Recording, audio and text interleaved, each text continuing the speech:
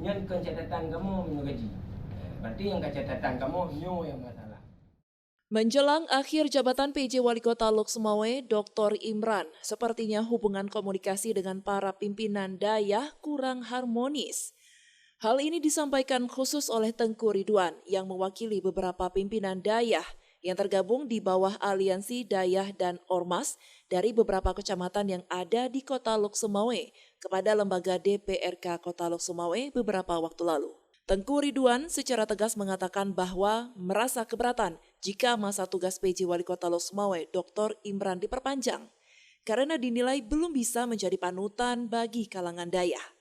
Meskipun demikian, Tengku Ridwan mendukung program pemerintah untuk menjadikan Kota Lok Sumawe sebagai kota beriman dan meminta agar para tengku Dayah dibina. Jangan dimasukkan ke gorong-gorong atau pup dalam bahasa Aceh, ungkap pimpinan Dayah Babu Rahman Paloh Punti Lok Sumawe bertamsil.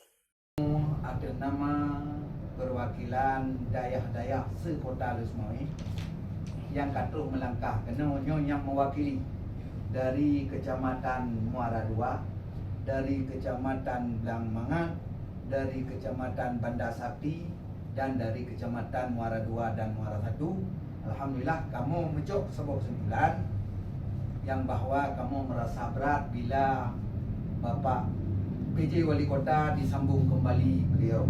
Yang kamu harapkan dan izin ke depannya jadilah PJ Wali Kota sebagai panutan daripada kamu-kamu dan budget kamu mengadu sebagai urusi kamu di wilayah Kota Lok Sumawe.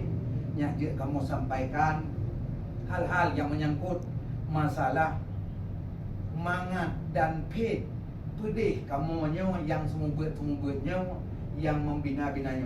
Apalagi dengan program yang dicanangkan oleh Bapak PJ Wali Kota ingin membuat Kota Lok Sumawe iaitu kota beriman. Kota beriman guna sampaikan guna pegat oleh Pak PJ, kamu dari pimpinan Dayah se-Kota Lok Sumawe sangat-sangat setuju dan sangat mendukung katanya. Tapi dengan syarat kamu pergi ke bina BOU ke Julau. Kamu harapkan perlu diperhatikan kamu. Jadi kamu mengadu Bapak Wali Kota walaupun hanya terus tetapi rasa manisnya kami tetap merasakan. Walaupun hanya dengan senyuman, dengan perkataan-perkataan yang manis. Tapi kamu ada hati. Kemudian sabotir yang kamu lagi.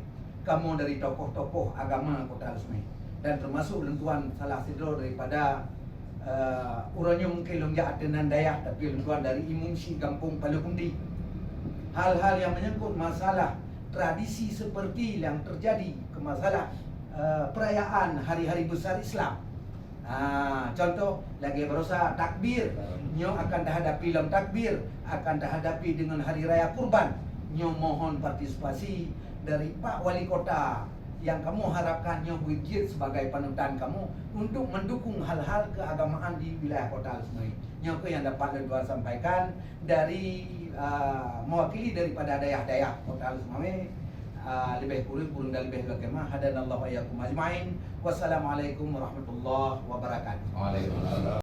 Setelah menyampaikan pernyataan tersebut, Aliansi Dayah dan Ormas Kota Lok Sumawe menyerahkan sikap secara tertulis yang diterima langsung oleh Wakil Ketua DPRK Lok Sumawe, Irwan Yusuf.